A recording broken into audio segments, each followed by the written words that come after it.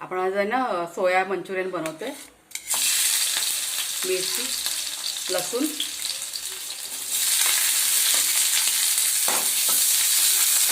सगळं फास्ट गॅसवरती ब्राऊन थोडंसं हलकं कच्चं करून घ्यायचं।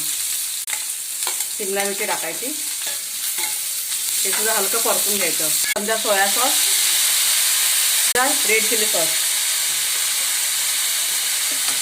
मीठ कमी टाकायचं।